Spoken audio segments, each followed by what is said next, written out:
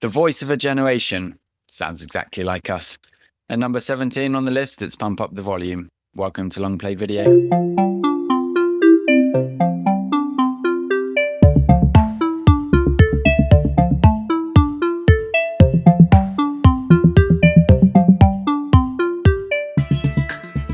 Well, here we are. It's a late night Friday at the video shop. Still quite a few people around as we get in.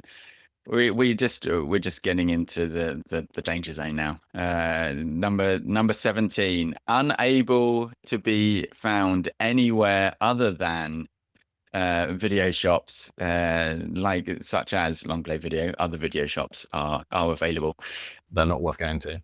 Yeah, just come to Long Play Video. But here we are, Friday night for what is an unknown teen classic of Pump Up the Volume. Yes. Kev, what do you know about this film? Anything at all? Well, I presume it's a biography about salt and pepper. I mean, that would be a documentary. That would be great.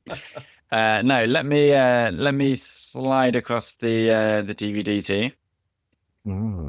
Yeah, that.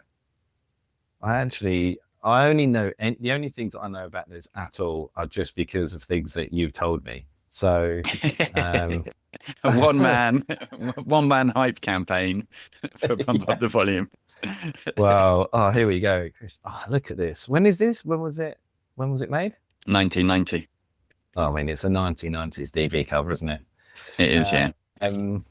Christian Slater on the front, just looking moody and like pensive, like just cool. It's like, looks like he's got the world on his shoulders. How's he going to do this? Who knows?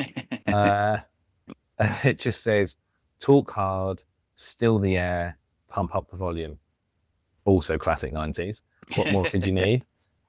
Yeah, okay. So I think, I remember you saying it to me, this was like the invention of like podcasting.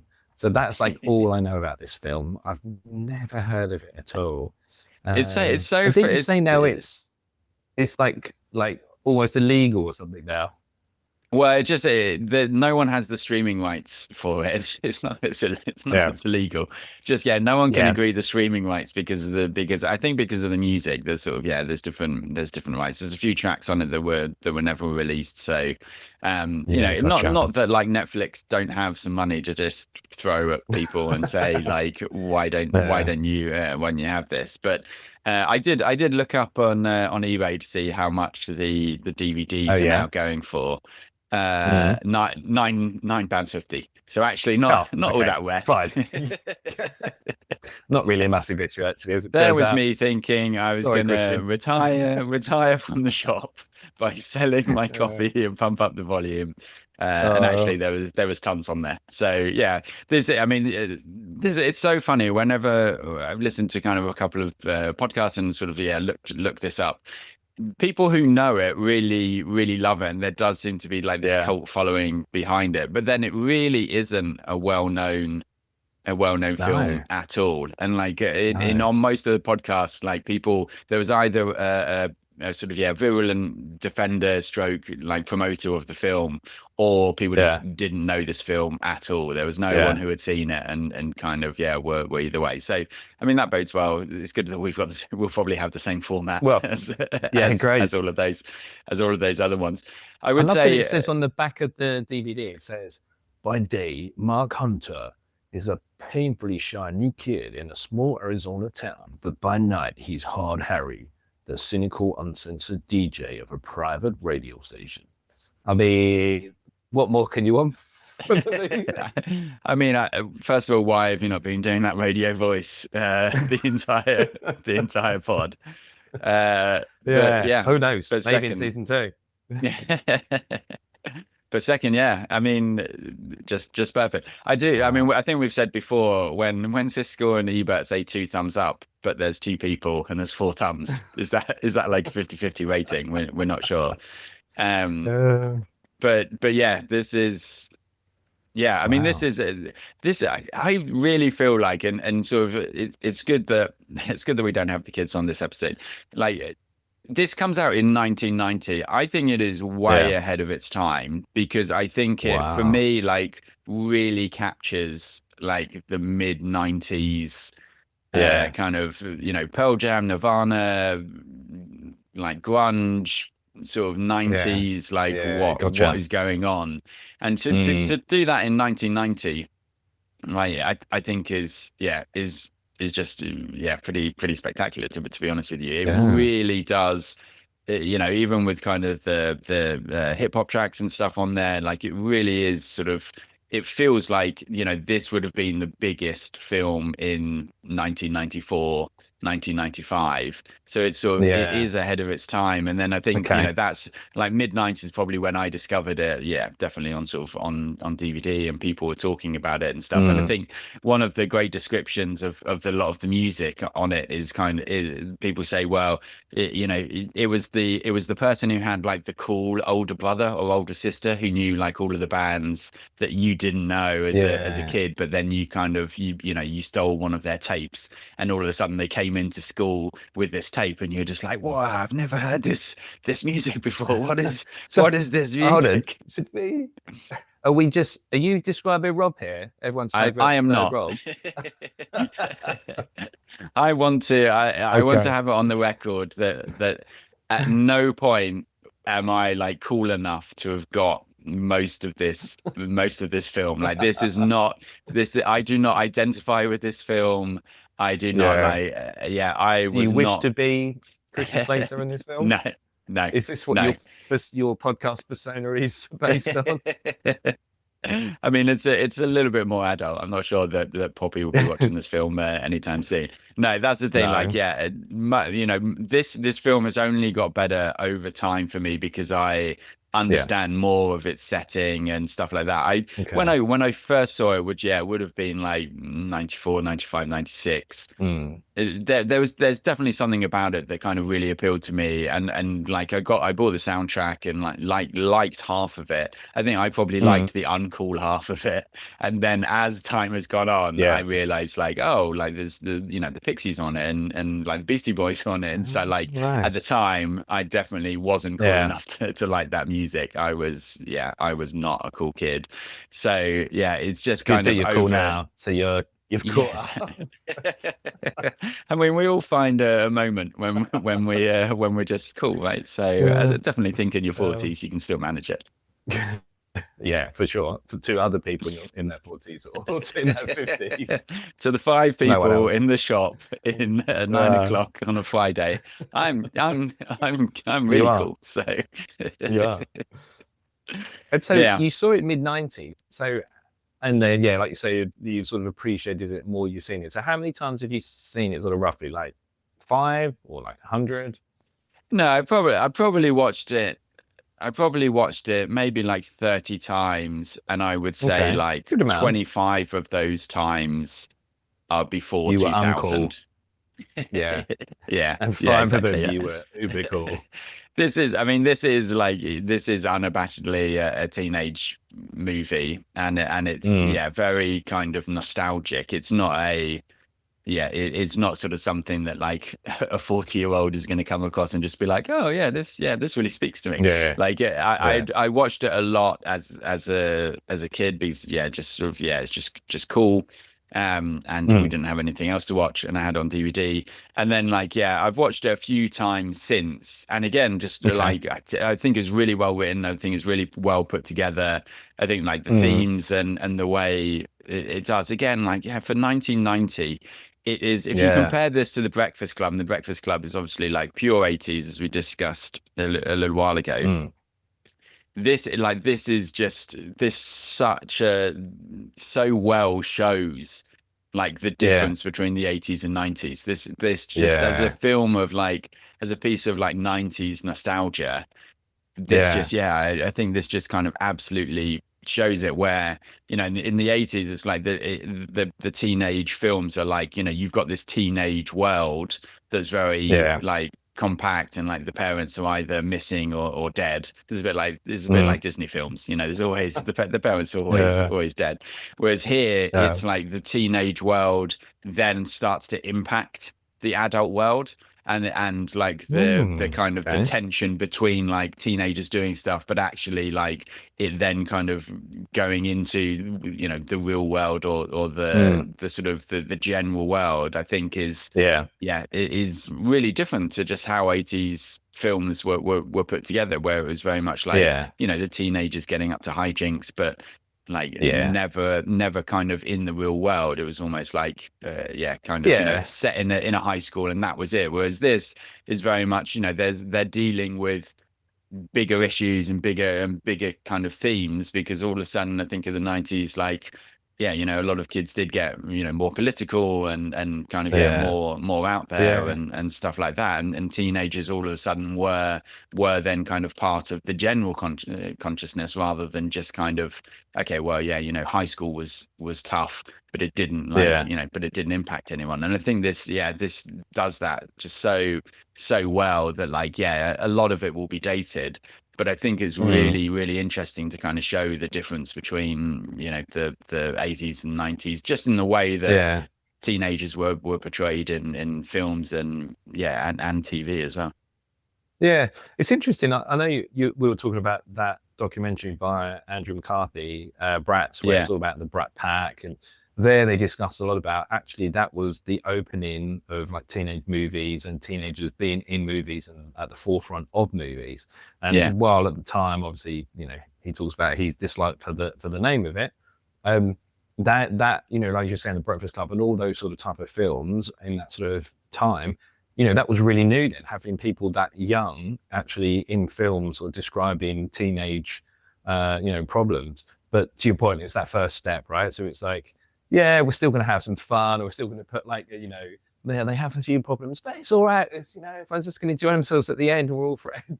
So it's not quite really delving into the, you know, the details more, like the issues. So yeah, that's going to be, it sounds like what you're saying, and this is going to be a bit more poignant. Like it's going to be a little bit more reflective on, you know, what actually is like to be a teenager, I guess, obviously during the 90s.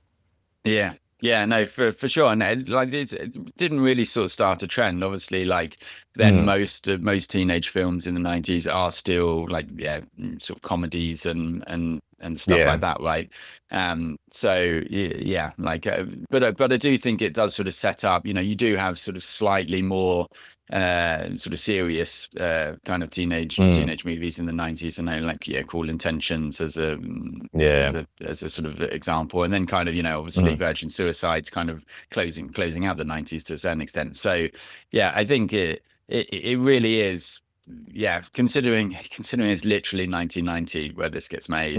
It didn't do very well at the box office, like no one really went to see it, but then it did become a real kind of sort of cult classic on on VHS and then on DVD, and especially I think amongst amongst kind of school people in school. I know a lot of people in my school kind of watched it, and it kind of probably was like almost like a school by school thing. I think like if someone had watched it, it then kind of, you know, everyone in school was like, oh, you know, you got to watch this, it's like quite edgy and stuff. And I think it was like a 15, so like, you know, it's not an 18, so like, you know, parents didn't sort of think that you shouldn't be watching it. And then if it didn't make it to your school, you know, you wouldn't have heard of it. It was just obviously pre-internet, right? So actually it's like exactly pop culture by pop culture. But I mean, this didn't make it to my school at all, so I didn't, no idea about it. So standing by the toilets in your leather jacket with your fake cigarette, you know, just never reached you. I know. I mean, Grease was modeled on my life, so So it's number 17. It's in the 90s. That's, you know, this is a bold film, I feel like. So why is it so high on your list? Like, is it that you feel like you get something else from it every time you watch it? No, I don't. It's not now that you're uber cool. Yeah, no, I mean, now that I'm cool, I'm like, they're not cool. You know, because that's what cool people do. Cool people don't think that anything's cool, right? Isn't that what makes you cool? Oh no, I'm in danger of not being cool. All of the kids listening to this are like, no one says cool anymore. you guys. Yeah, exactly. Yeah, we don't even listen to podcasts.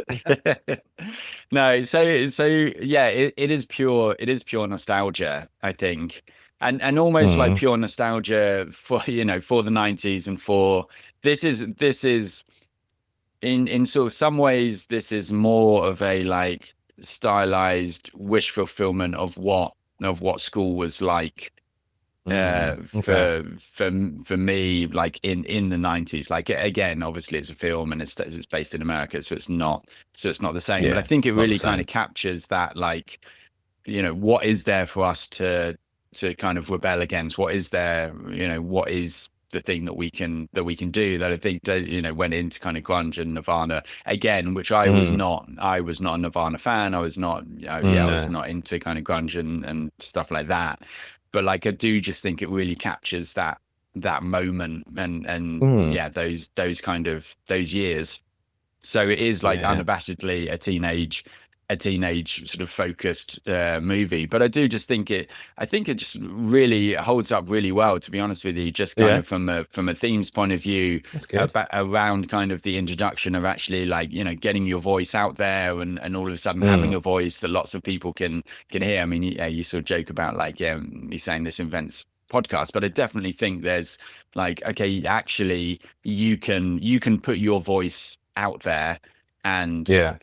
for better or for worse, things are going to happen. And to think that this is like completely before the internet, right? There's no Yeah. this isn't That's the even like user craziness, isn't it? groups or anything like that. Like there is no concept of the internet with this. And I just think it's like, I think what it does really well, because I think this almost talks about what the internet was supposed to be, right? Which was kind of distribution without monetization, that Yeah. like Yeah. obviously now has gone by the wayside, right? And everyone's trying to monetize everything. Yeah. I mean, that's why we stay true and don't want to Yeah. sponsor with the pod. Exactly.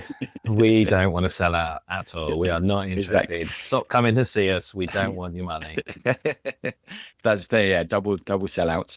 But yeah, that like that, I think just sort of that notion of being able to, like, sort of share what you're thinking, what you're doing out there, like to form a community and stuff like that. Just it is really interesting. And I think, like, for people who remember the world before the internet, like when you get back into the 80s, obviously I love the 80s movies, but they're all quite cheesy and just happy. sort of whereas this is a lot darker, but also like just sort of has a different message. So I just I think it really holds up from that point of view, like from being ahead of its time. It is a good watch. It is an hour 40, so it's done and dusted pretty quickly. And it's just like a good movie to good movie to watch, that I think like embodies a time for me, which is why, like, way more than like it still gets to me or anything like it. It's not that. It's not that at all. It's nostalgia. It's just it is. And I think like for me, that's the thing. Like, obviously teenage years in the 90s. Despite Rob describing me as a moody teenager, I just think like my list is very much kind of based on the films that are like important to me or sort of represent something, rather than like that my this isn't the 17th film that I would put on if I was just watching films all day. It'd be the first. Yeah, exactly. Yeah. Well, no, this is a late night film. This is like 1 a.m. in the morning. Yeah, it's with some crackers. Crisps. Yeah, getting too used to the Australian terms now. I thought you said with some crack. I was like, well, I mean, some Jacobs. They call that posh crisps crackers here. I'm intrigued by this. It sounds like it's gonna be good. I think I'm gonna enjoy this. And what I want you to think about who you, your brother, and your nephews are all what characters you all are in this film. That's my question for you. in Yeah, part well, two. I would say that's the thing. Obviously, we've had Breakfast Club a little while ago. We just had Good Morning Vietnam, which is also a Mm. radio DJ. The fact that these three films Mm. are just very close to each other, I think, is a bit of a coincidence. I'm not saying Yeah. that they reveal anything particularly, but yeah, no, yeah, it should be good. I mean, yeah, I'd be intrigued Yeah. to know what you think. The Mm. director, Alan Moyle. So written Mm. and directed by him. It is his second. It is his second film on the list. Yeah. I don't want you to do any research. And maybe in Okay. the second half, Okay. it'd be good to see if you can just see if you can guess what the Okay. other film was. Yeah. All right. I'm gonna see if I can guess it. Sounds like a plan. We've both got our little task now for part two. How exciting is this? Awesome. Oh, Well, nice. go and put the TV in. Don't worry about the slightly gothy, grungy people around the shop. They look a bit like zombies, but just everyone settle down. I'll go and do the predictions, and then we'll Yeah, see you after nice. the jump. Okay, so Kev will go and make yourself comfortable. What do I think he'll think about this film? Well, I mean, it's 90s, and I guess he's more into the 80s than the 90s, but he should recognize a lot of the, I mean, not music, as we've just found out, but a lot of the kind of feel to the film and everything. So, he's obviously a bit older now watching it, not necessarily straight away into the teenage vibe. So, I think he'll like it, but I don't think he'll think it's a top 20 movie. Which yeah is maybe fair if this is the first time you're gonna watch it, but yeah, we'll have to wait and see.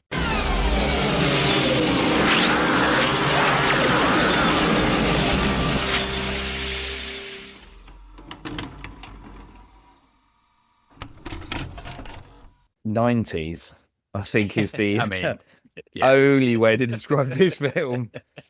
Yeah, it was it was an interesting one. I've never seen this film before at all. Yeah. So it was definitely something a bit different. Like you said, for that sort of time as well, it was quite different. Saying like 1990 to be so 90s in the first year Yeah. of the 90s, I think is Yeah, almost you've like, done well. yeah, is impressive. Yeah, because it does, you're right, and it does really feel 90s, not 80s. I mean, there's still films in Yeah. the 90s that I think feel 80s, but you're right, it definitely feels like a bit of a precursor to like Clueless. I can see, like, you feel like you got just the same scenes in the schools, and the walk into the school is one of the scenes, and so you can see like similar things coming through there. But yeah, and Christian Slater, I think when I looked at it, if this was right, he was 18 when he filmed this, which Wow. is crazy. Pretty good. Yeah. Yeah, it's Do we really think good, right? do we think that did he have the career that he would have Ooh. wanted? Do you think? Because I know like the with this and with Heathers and with a couple of other things early on, he was sort of Yeah. very much touted as like the next Yeah. Nicholson, because you can kind of you can sort of see Yeah. the look. And Yeah. obviously I think he's done One Flew Over the Cuckoo's Nest a lot in theatre. Oh, nice. And done that. But like, yeah, to know, do you think he's happy with his career? I know that he Yeah. was drinking and drugs early on, which he kind of got clean, and that's it. But yeah, you just feel like he never quite got there. Yeah, I think you're right. You would have thought he would have kicked on more, right? Like, he was in so many good things at the start, and obviously, like, starting in this and he's 18, like, he's the lead of a film when he was 18. It's pretty impressive. Yeah. And then it feels like he just sort of fades away, doesn't he? And I feel like now he's got a bit of a resurgence. I see him in more things, and obviously with streaming, he's that sort of actor as well, right? He's probably more than happy to just get involved in doing some TV series on Netflix or whatever. And I think he's been involved in some good stuff through there. But yeah, I don't know. The It's hard to Mr. tell. Mr. Robot director cites this film as one of the reasons why he put him in Mr. Robot. Really? So, There you go. Yeah, I mean, he's fan. obviously great in Archer. I mean, yeah, exactly. Yeah, it's a classic. he plays Slater in Archer to make it nice and easy for himself. But I mean, especially like after, because it obviously he's sort of got the almost like not in the Brat Pack, but like a Brat Pack type trajectory, and then he gets into True Romance, or true romance, as most people would pronounce it. And like, and then you're like, okay, well, that is at the time, that was you're like, making him. you know, Tarantino was, you know, this is the next generation. And then, Yeah. just kind of fizzles a bit, doesn't he? So, he did sort of.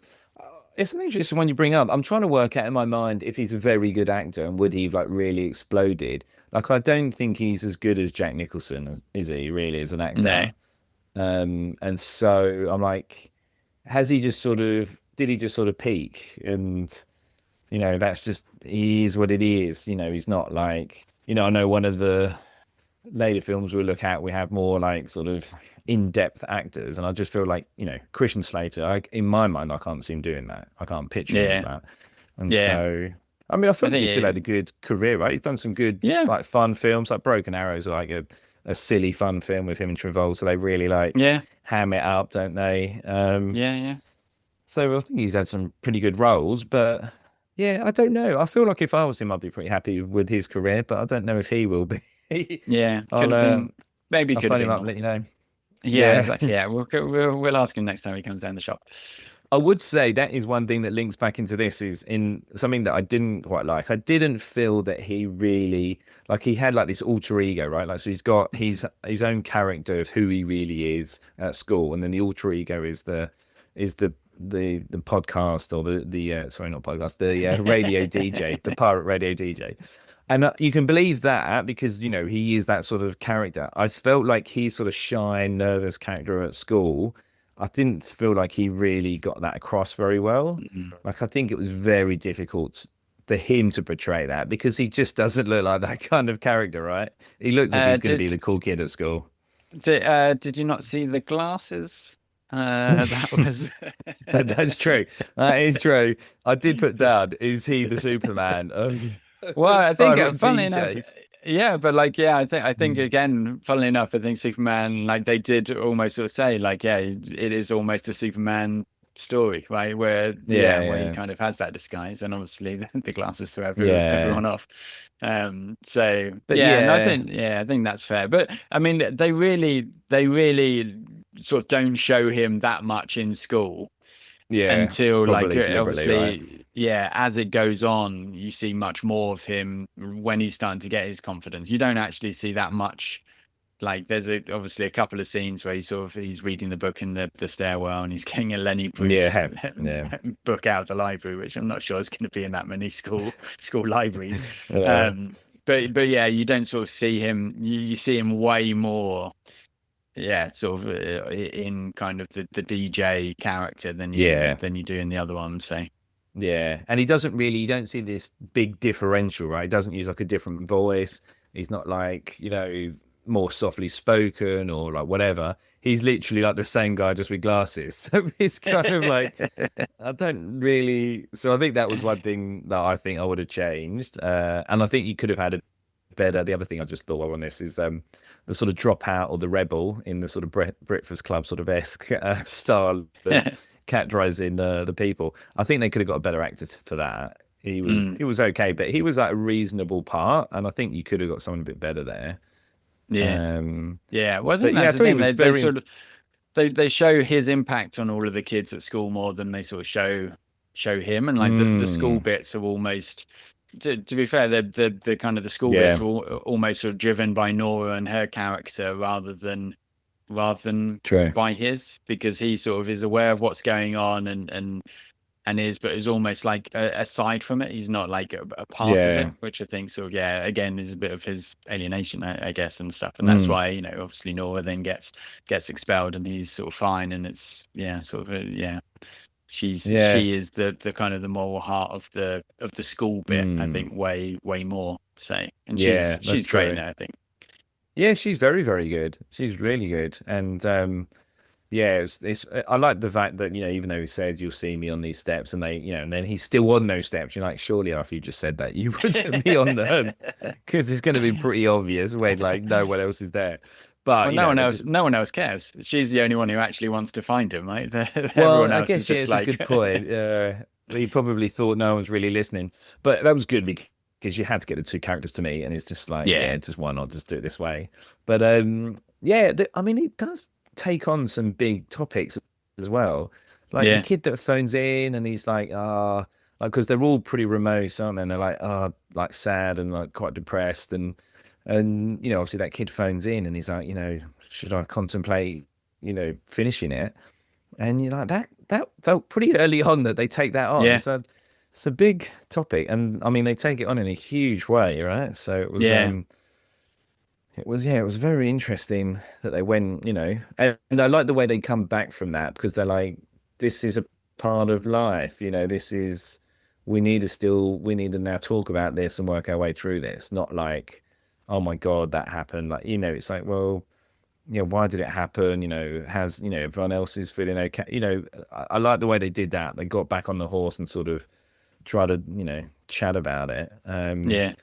But yeah, that was big, right? That was a Yeah. that, funnily Yeah. enough, so that and Breakfast Club, this is like, yeah, two big films have taken that topic on. I wonder Yeah. now if it'd be more like, I guess it'd be like school shootings in the US rather than, you know, you're so bored that, and you know, Yeah, depressed that, well, it was yeah. interesting. I was listening to one podcast, and they actually started, yeah, then sort of talking about, okay, well, yeah, but you know, you had people who killed themselves at school, and like it almost went Mm, into that conversation, and I think it was yeah, almost like way more, because obviously, you know, mental health and stuff just wasn't yeah, on the radar, and so no, actually it was almost like a part of teenage yeah, sort of experience was knowing someone who had killed themselves, mm, and so yeah, like I do think it doesn't shy away from it, and sort of it's, yeah, no, almost shouldn't, because actually that was the lived experience of a lot of people at yeah, school, right? That there was someone in the year or someone in yeah, the school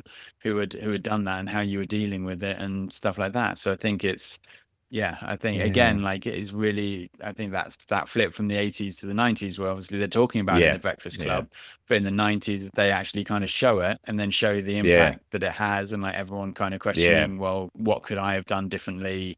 How could I have yeah, impacted it? And actually kind of show the consequences of it, and yeah, like get involved in it, rather than, yes, was, oh well, this is a taboo, or we're not going to talk about this. Actually, like yeah, for a teenage film to say, no, you know what, we're going yeah, to talk take about it this, on. we're going to show it, and then, you know, people are going to Mm, have to live with it. I think, yeah, I don't know yeah, whether it would I it would think, help people or not, but you kind of like, yeah, at least they were yeah, showing it and having that conversation, right, which is part of it. yeah.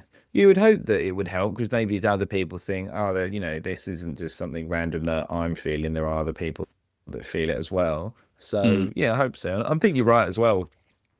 You really nailed that on the head. Like in the Breakfast Club, they sort of, in the 80s, they delve into this big topic, and then they come out the other side with like I can't even remember, there was like some, oh, it was a flare gun, so I wasn't going to do it, and it's like comedy Yeah, yeah, after a really like deep, like, you know, deep dark topic. Whereas yeah, obviously this like you said, the 90s film just took it on full course, and then just, yeah, went with it. But yeah, yeah, so I thought, you know, very, like you said, it was very 90s. I thought Slater was really good.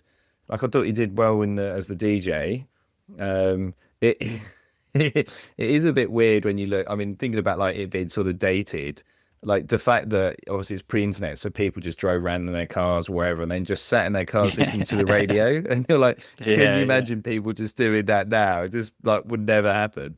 Or Or like how the when that first news, people, just how the first people would have actually found him, just like literally just like yeah, like true, turning the dial yeah, to see what was yeah, out oh, there. Just like, oh, this sounds yeah, interesting. Who's this? yeah, that's true. Yeah, he wouldn't even, yeah, who would have been the first one? And then you got to start, you know, spreading it around school. And then when they had, was it I think this might have been the new Beastie Boys song that you were talking about, where that is like sort of uncredited or whatever, Mm. where they put it on like the Ghetto Blaster, and they're all just sitting around it, listening to it, and then rewinding it, playing again. And I'm like, God, can you imagine that? Like, no, I'm sure that never happens now, where the most interesting thing in your world for 2 or 3 minutes is this new song, and all you're doing is listening to it, you know, on repeat, and then all of a sudden, Yeah, you know, obviously, yeah, they take it. So that was I like those pieces, even though it's dated. It was nice to remember the simpler times, not having to worry about, you know, your phone and everything. yeah, yeah. No, Yeah, and I think that's the thing. Like, I think it is the connection that for me is still like really, really powerful. And what sort of elevates it just as a film is a, like Mm, the entire film is about having that connection with other people, and it's a mm, connection that isn't monetized. And I think that is the yeah, fundamental difference, right? true. Where with social networks and everything else, you have someone who is making money connecting you to Mm, other people, true. whereas Yeah. this is what I think that what the internet was supposed to be, and what the internet, the first people on the internet were sort of dreaming of, was just actually Mm, everyone being connected. yeah. And almost sort of, at the time, obviously it was sort of like deemed as a sort of socialist or as a hippie idea, but it was okay. Well, you can connect people with everyone, and everyone actually becomes way more connected with each other, Yeah. so that you can know what's going on everywhere. But then it Yeah. kind of got sort of put through this lens of, yeah, okay, yeah, but how do we make money? And okay, well, Yeah. actually, we make Yeah. money if we connect you with horrific things more than just Yeah. normal things, because actually people are more interested in that. We can sell more ads, and we can do everything. And I Yeah. think that's the thing. The sort of bubbling away is the kind of, the fact that the school is expelling people to get more money, but like Yeah. the money isn't the object. And again, I think that's quite a 90s thing of like, don't sell out, and stay true to the art, and things like that, Yeah. which I think is a very Generation X way of looking Yeah. out. And it is that, okay, well, actually, you should do things just for that connection, or just for producing art, and things like that. Whereas all of those things now, it just feels like it's been it's a side hustle, or I'm making money Yeah. this on that. And you kind of like, well, no, the point for Gen X and into the 90s was actually, Yeah. you should put art out into the world to connect with people, and to Yeah. form that community. And it's not about the money, and it's not about other things.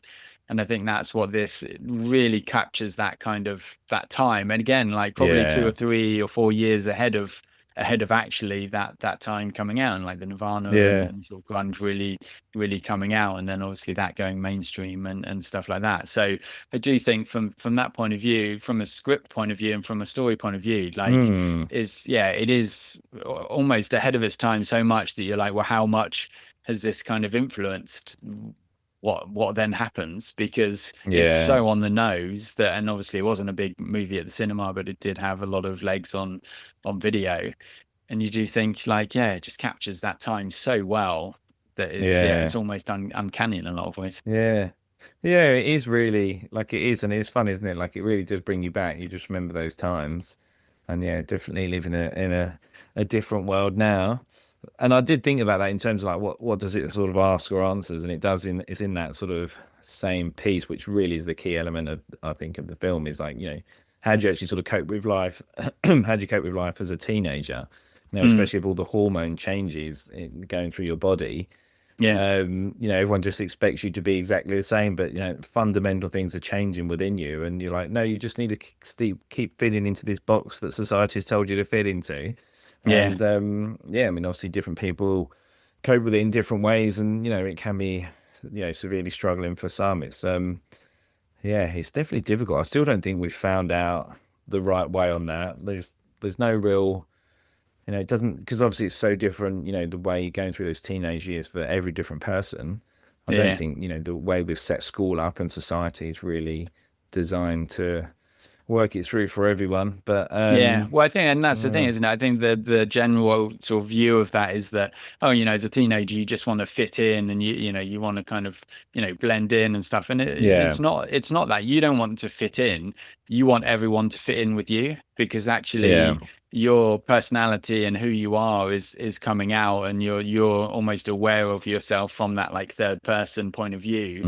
And so you're like, yeah, well, I want to be me, and I want that to be okay, and I want everyone else to fit in with me being me. yeah, It's not like, okay, yeah, well, I want to just fit in and be anonymous. You're like, actually, no, as a teenager, yeah, you want to be able to express yourself, and for that to be okay, and for there to be a safe space. But because you're in a peer group yeah, with so many people yeah. wanting I think exactly the that's it, same isn't it? thing, that like Yeah, it's then super difficult, because people are like, oh, but that's not the same as me.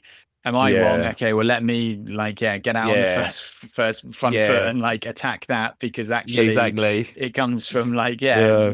complete weakness, but people want to do it, right? And so how do you That's allow people it. to be themselves, but like, that be fine with everyone, even if it means that you're not the same as everyone else, is I think is still, still a I big, think that's big the issue. thing. Yeah. It's like, you're absolutely right, isn't it? Like, and then you're right. It becomes defensive. People defend and then attack. And you're like, oh my God, they're people, something that someone might have let out and thought, I'll try and be myself and tell everyone who I am. And then you get ridiculed for it and you're like, oh my God. And then no one forgets. And you're like, oh, brilliant. I've just started this Yeah. trend. And then that person probably feels bad because they're, oh, I started this trend, but I didn't really mean to, completely ruin this person. And then off you go. You've got 8 years of that. So Yeah, it's like, but and that enjoy it. and that's what it does really well, right? Because Mm, he's like, I didn't mean it yeah. to get into this. I didn't mean it to be so big. I didn't mean it, and that Mm, is sort of almost that, because he taps yeah. into something, and because like the message is actually something that resonates with everyone. Like Yeah. I think it shows that so well, that there were just these like sort of fads that would just go through the school, and all of a sudden for like 4 weeks everyone was doing something. I Yeah. remember in our school, just like randomly, everyone decided to run from one side of the school to the other side of the school for like Amazing. 2 or 3 days, and you had like 1,000 kids literally just running from one side of the school to the other side of the school. There was absolutely nothing the teachers could do about it, and Jeez. I have no idea like how it came about. And then it just kind of fizzled out, and we went back to like playing football or doing something else. So it's So sort of random. it's so funny. Yeah. Just, and I think it's just it really does capture that, and I think that's why Yeah. sort of I have it above other sort of teenage movies, is because even when Yeah. I've watched it recently, I'm just like, that does actually, that captures. I feel like this captures, and not like completely accurately, but this feels Yeah. way more like my sort of lived experience of being a teenager than like the Breakfast Club Yeah. ever Yeah. did, because it is that like You kind didn't of dance in messy. detention. And Didn't have yeah, that. exactly. No. Yeah, well, my dancing, obviously, we can get into, but no, Yeah. again, like, I think it's just that kind of just how the school operates, how the kids operate. It Yeah. just sort of feels It feels again more, it's more way more real as 90s. well, isn't it? And I think the Breakfast Club, while it's a great, it is a great depiction and it's very interesting and I like the way that the characters interact.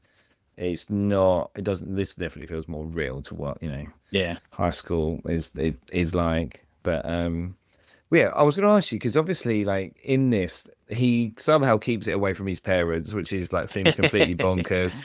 And then Yeah, there's some really questionable quotes when they see the girls in his room, and they think he's definitely the radio DJ. And then he's like, "Oh no, it's just a girl." And then like the dad says to him, "You've been a bad dog, haven't you?" And I'm just like, "Oh my God." But yeah, I was going to ask you, what would you like if? What would you do if you found out that Poppy was hosting a pirate radio station? She's Would you got her see it own as just YouTube channel. competition, or like, But I'd try and do some sort of crossover. We'd have to like, yeah, she'd she's obviously like, have way more Dad, people yeah, listening to it yeah, than we you're do. not So cool. I'd be like, Leave no, me I'll just alone. close it down. That's a no. You've Yeah, got too many listeners. No, yeah, it's that thing. Let's actually listen. Let's see what's going down. I mean, I think this yeah, is. I mean, as a trope, this is why you need the parents mm, to be completely absent, right? Because actually, yeah, the entire point from a teenage movie is the parents have to be completely negligent or completely, because obviously it's in the yeah, house, so it's very yeah. easy to tell.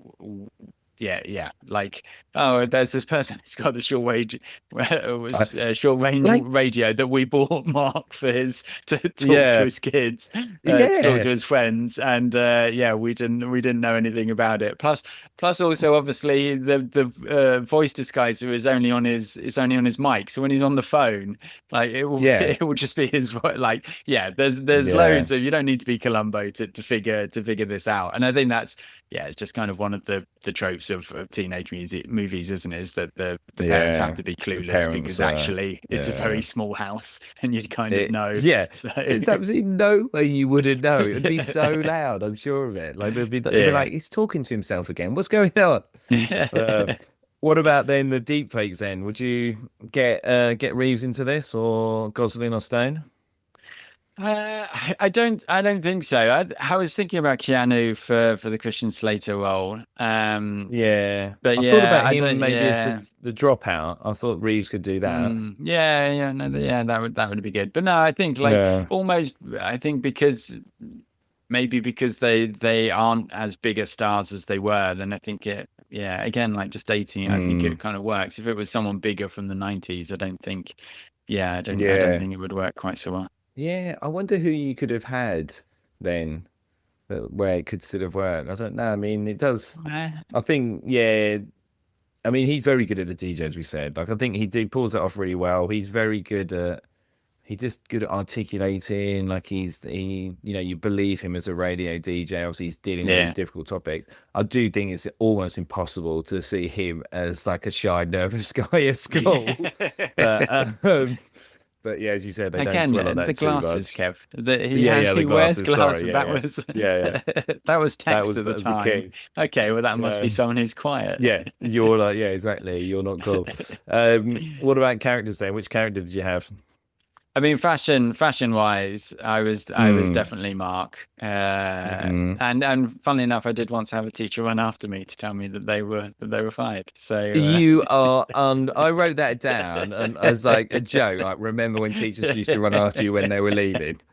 Like, how bonkers is that? I was like, that's blah. yeah, it's just quite funny.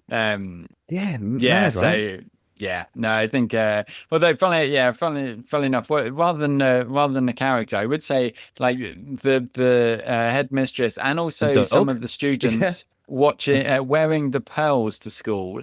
I Yeah, think that yeah. like and the fact that all the baddies basically had like pearl necklaces. I think I have a mistrust of people who wear pearls, Wow. and so maybe that's where this film. That's where it all came I'm just from. one of the other pupils who got expelled, Yeah. and that deep seated mistrust of people who wear pearls, I think, has stemmed from that. What did you think about that second plot line? Like, it was an interesting one. I felt like they were dealing with the feelings and emotions of teenagers and what teenagers go through, and that's like seems to be the overarching theme of the Mm. film. But they're like, well, what are we going to do? How are we going to end that? So they're like, let's put in this other theme where the people at the school are just basically um, like fixing the system, bringing everyone in, taking the money, and then expelling them all. And I was like, and then they were like brutally hard. One of the teachers punches the kid, Yeah, yeah, and you're just like, what?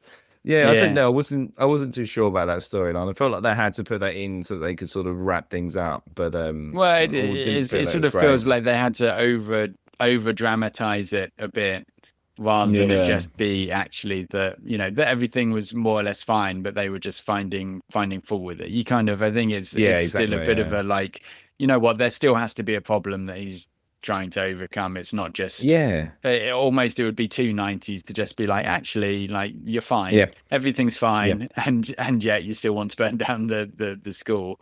And I do think yeah, I think where it kind of intersects again is that thing where she says well there's nothing more important than education and all the money goes back to the school and his dad yeah, sort of says yeah that's true apart from the basic right of education. And I think again yeah, it's saying yeah, what it's exactly. trying to say is well it's not just about the money and about Yeah, the kind grades. of sort of figuring it out for a small amount of people is actually Yeah, like everyone should have the right to an education, and yeah, exactly. they should be doing that. So Yeah, I think everyone should be there's treated the same. you kind of you kind of need I think something actually going on a bit Hmm. to in order to kind of kind of compare the two still. So Yeah, I did think that story. I wasn't completely sold on that bit, I must admit. But what about favorite lines then? Do you have any humdingers? I mean, I think this is a great script again. Yeah. I think they do really well. I think, I mean, literally beginning the film with, you ever get the feeling that everything in America is totally fucked up. Everyone's 1 inch from saying that's it, forget it. Like just to open a film like that, I think Yeah. is, yeah, I think that's Bold. just bold. Yeah.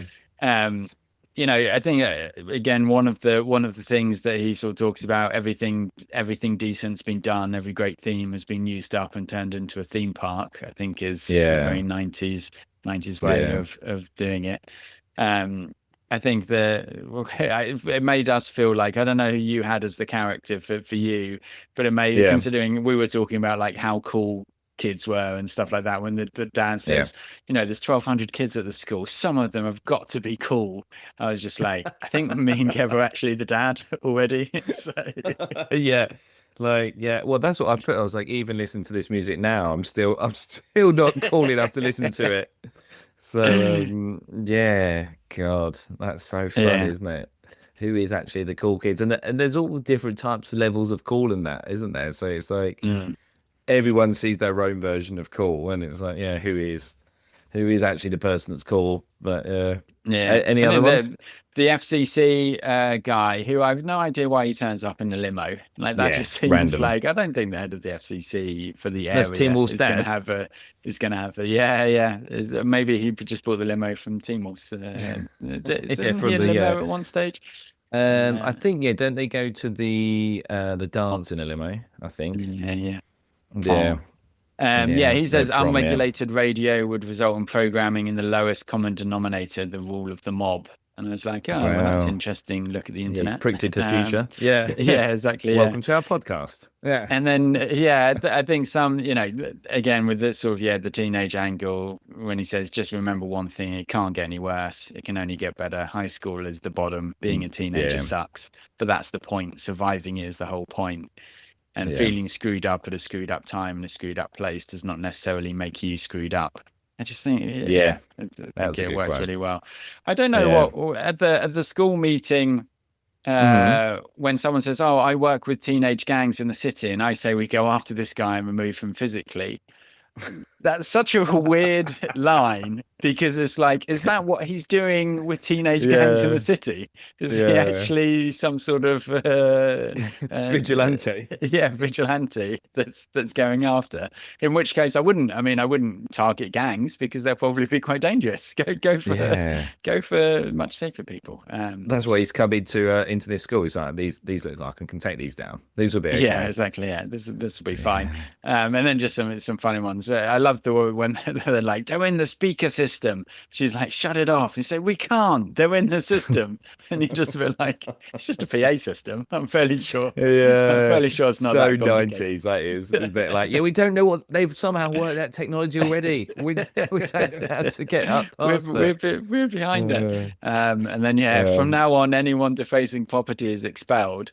I'm a bit like, isn't that always the case? if you're defacing the school, I'm fairly sure you get expelled anyway. Yeah. Well, it depends on your grades in this school. If your grades are good enough, you get to stay in.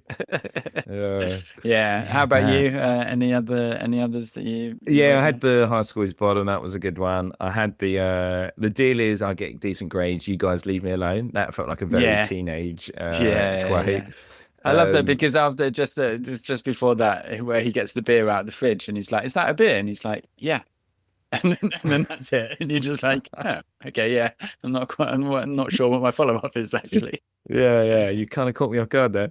And then there was one where he's like, "Don't worry, Mum, I'm not going to blow up the kitchen." When that girl puts the whatever it is, the CD over in the microwave and blows it up. Well, it's funny. They also the teacher who's helping it like close everything down, he says dancing is a privilege and will be taken away if it's abused. And I thought, they should make a film out of that. I think there's only they could get someone cast for that. Would they make that happen?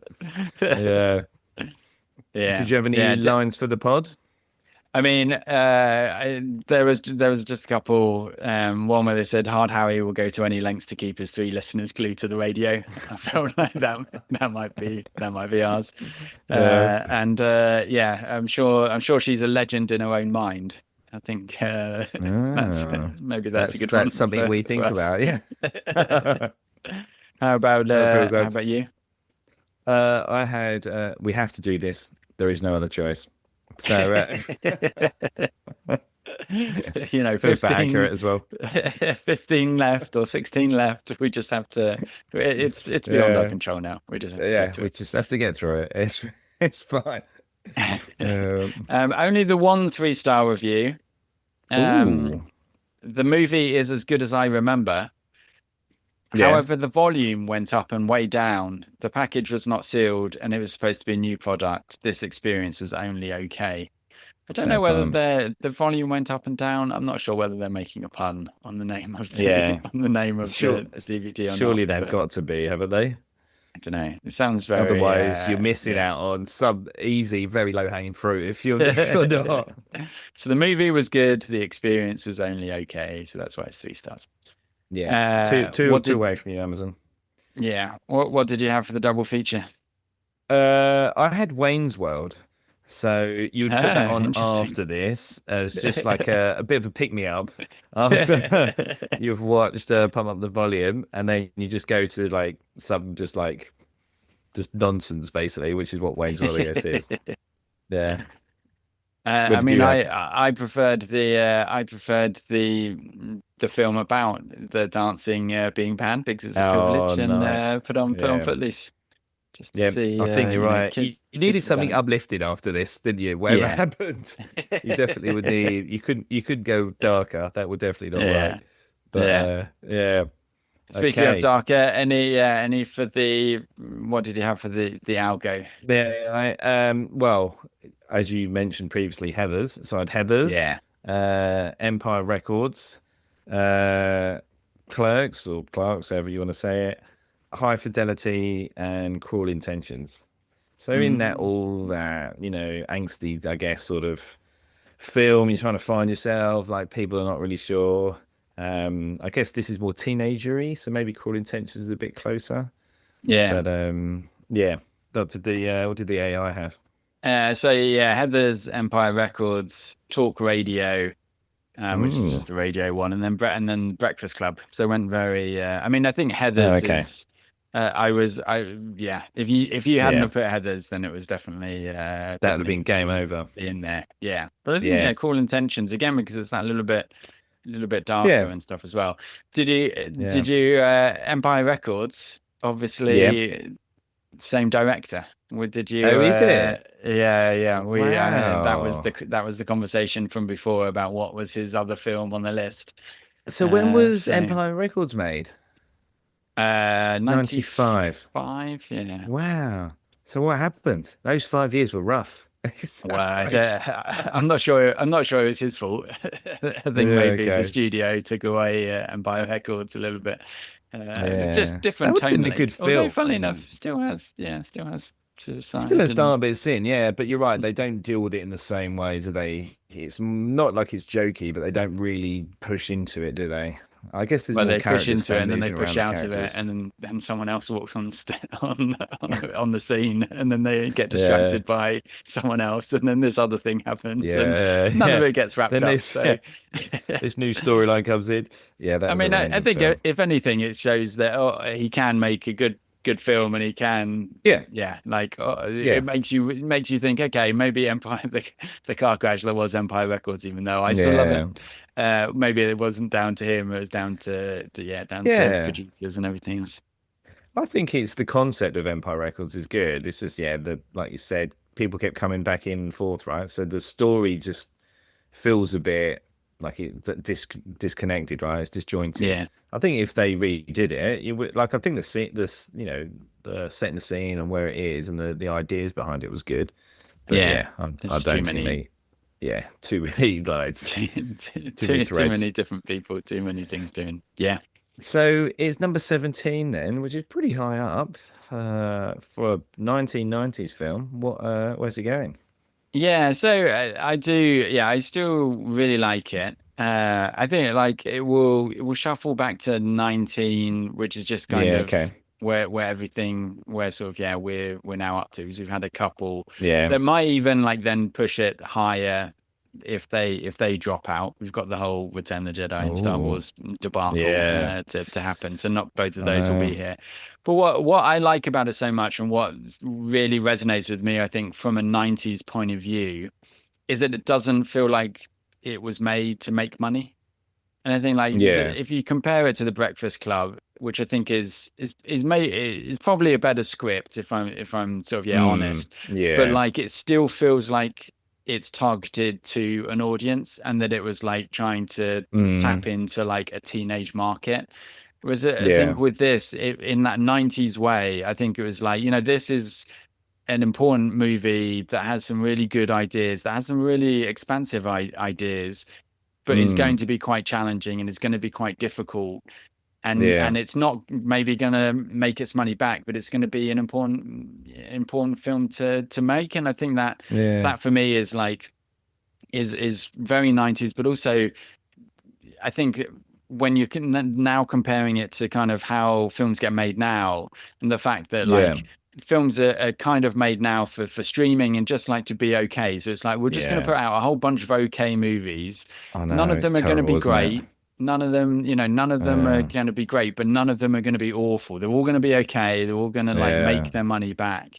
And I just think Yeah. like I do genuinely think that art and artists are still out there. I don't think that they Yeah. get picked up because the algo just isn't it just isn't designed like the great algo in the sky isn't designed to pick those up. So I'm still really confident that the art is being made, but I think Yeah. this is a great example of like yeah, this was made because someone wanted to make it. It wasn't made Yeah. to make a bunch of money. And I think that's my Gen Didn't X yeah background you're coming out, and that's why I like it.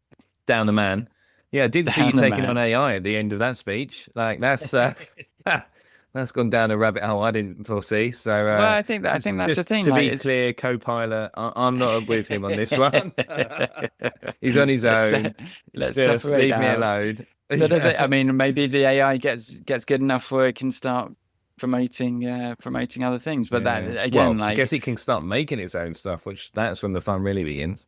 well, yeah, but it's Um, pointless. Why bother seeing art that's made by a computer? That's not the point, well, is it, of art? I So would love. What if you put into like? I feel like one day I want to be able to put into a prompt the entire Harry Potter book, and then with actors that you like, and then I want to make you watch it. That's what I want to happen. that's maybe for Yeah.